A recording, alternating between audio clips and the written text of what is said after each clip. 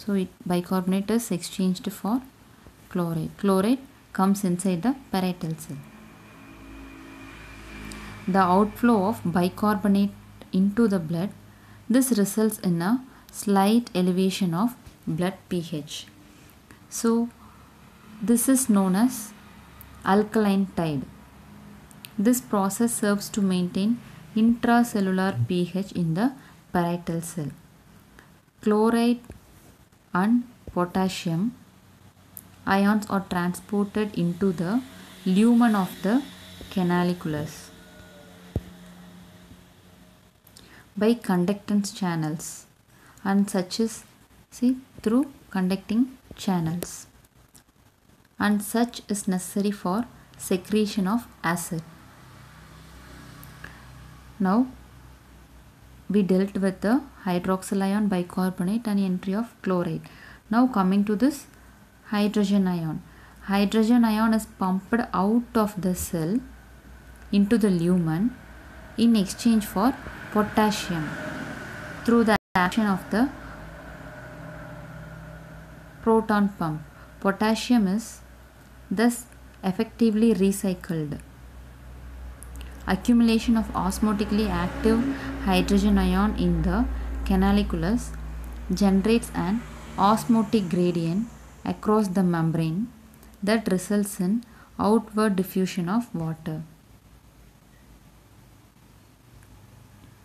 The resulting gastric juice is 155 mm HCl and 15 mm KCl with a small amount of NaCl.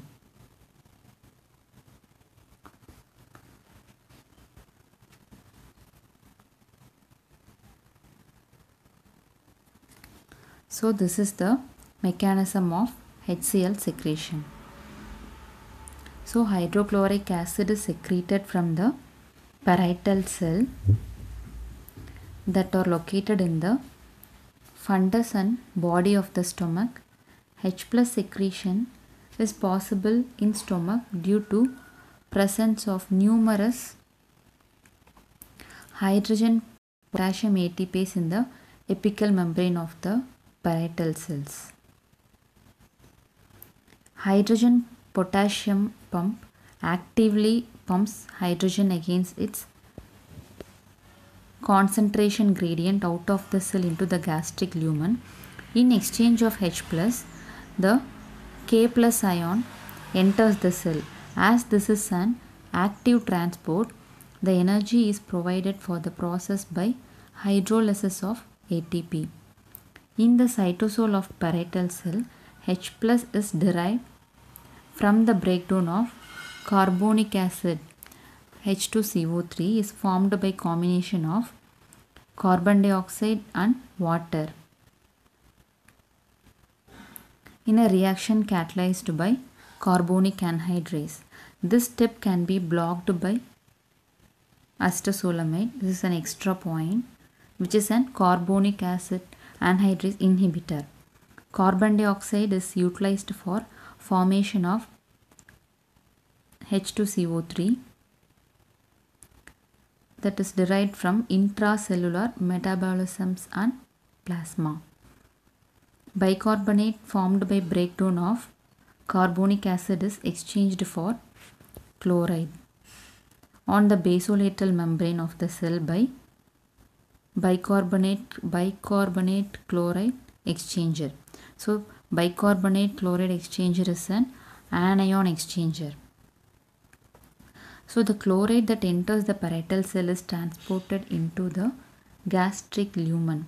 In the lumen, chloride combines with H plus ion to form HCl. So HCl is secreted. So the bicarbonate enters bloodstream from the interstitial fluid. Thus for each H plus ion secreted into the gastric lumen, one bicarbonate is reabsorbed into the plasma. So potassium ion that enters the oxyntic cell by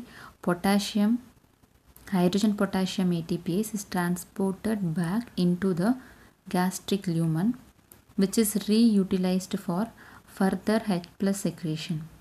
So potassium entering the cell from interstitial fluid through basolateral membrane by the action of sodium potassium ATPase pump located on the basolateral membrane is also secreted into the lumen. Thus, adequate potassium is available in the lumen for effective H plus K plus pump activity. So we saw a term alkaline tide. So it is nothing but the pH, increase in pH. So as for each H plus ion secreted into the gastric lumen, we saw one bicarbonate is reabsorbed into the plasma with increase in the rate of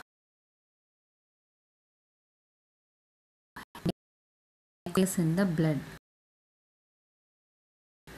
that stimulate gastric acid secretion. pH of the blood increases. As blood becomes alkaline, the urine also becomes alkaline. So this alkalinization of urine is known as postprandial alkaline tide. So now coming to the